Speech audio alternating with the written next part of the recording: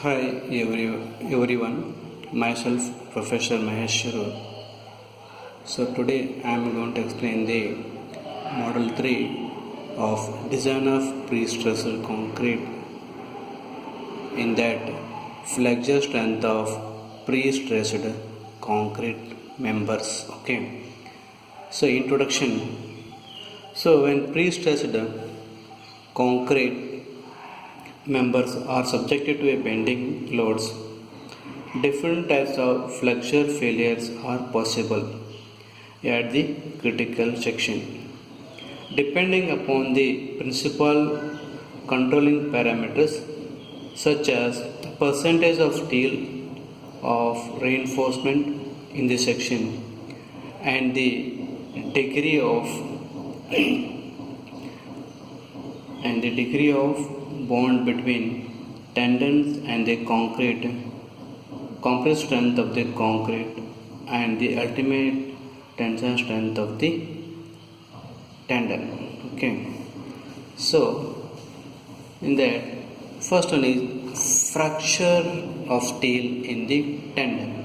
Okay, how the fracture of the steel in the tendon will take place. Okay, so due to the sudden failure of the pre-stressed member without any warning, in generally due to the fracture of the steel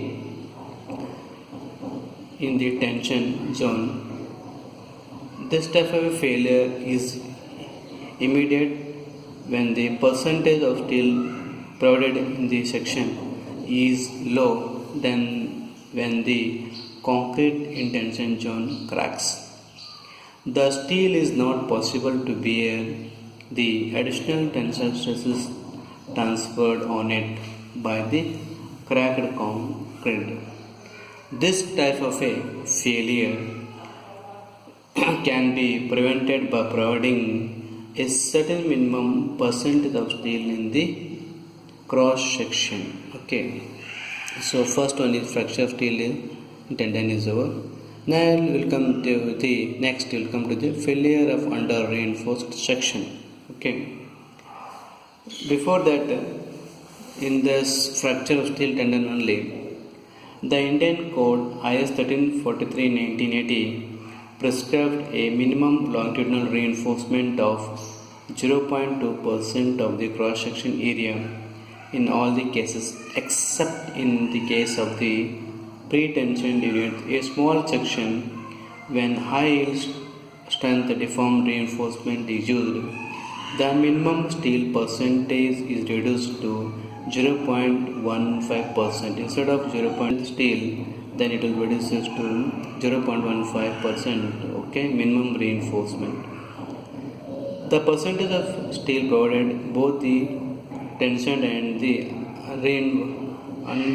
untensioned taken together, should be sufficient so that when the concrete in the pre-compressed tendon be sufficient to take that when the concrete in pre-compressed tension zone cracks, the steel is in a position to bear the additional tensile stresses transferred to it by the cracking of the adjacent fibers if the in the concrete, thus preventing the sudden failure by the member or beam due to the fracture of steel in the tension. Okay, so second only, failure of under reinforced section. Okay, so this is the figure of under reinforced section of the beam. So if the cross section of the beam is provided with an amount of steel greater than the minimum prescribed, the failure is characterized by an excess elongation of the steel followed by the crushing of the concrete. As bending loads are increased, excessive elongation of the steel rises. The neutral axis come closer to the compression phase to the critical section.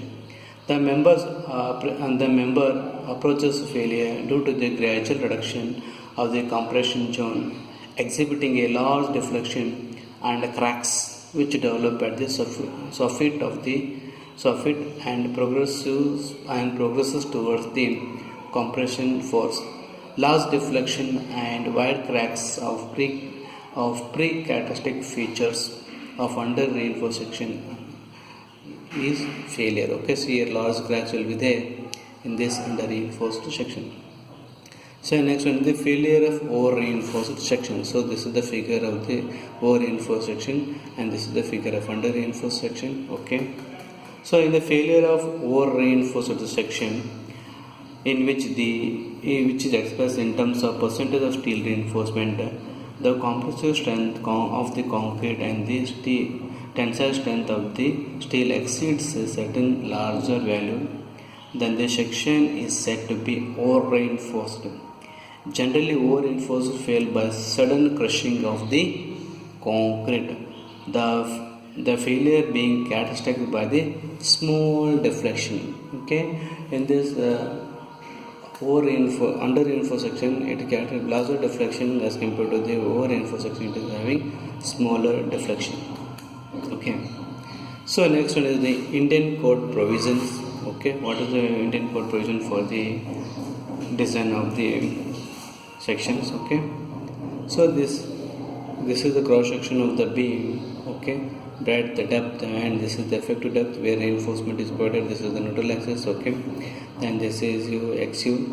Okay, then FPU into AP, 0.42 into XU, that XU, and 0.5 FCK into B into XU. XU is the neutral axis. The moment of resistance is obtained from the equation mu is equal to FPU into AP into D minus 0.42 into XU. If it is rectangle and square section, then moment of resistance is calculated by FPU AP into D minus 0.42 into XU.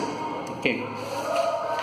The Indian Standard Code method IS 1343/1980 for computing the flexural strength of rectangular section or T section in which the neutral axis lies within the flange is based on the rectangular and parabolic stresses block as shown in the figure. This is the rectangular and this is the parabolic stresses blocks.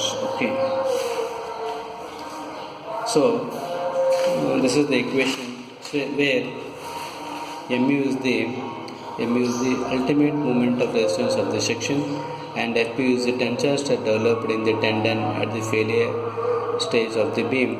FP is the characteristic tensile strength of the pre-stress steel, and FP is the effective pre-stress in the tendon after losses, and AP is the area of pre-tensing tendon, and D is the effective depth, X is the neutral axis depth. Okay.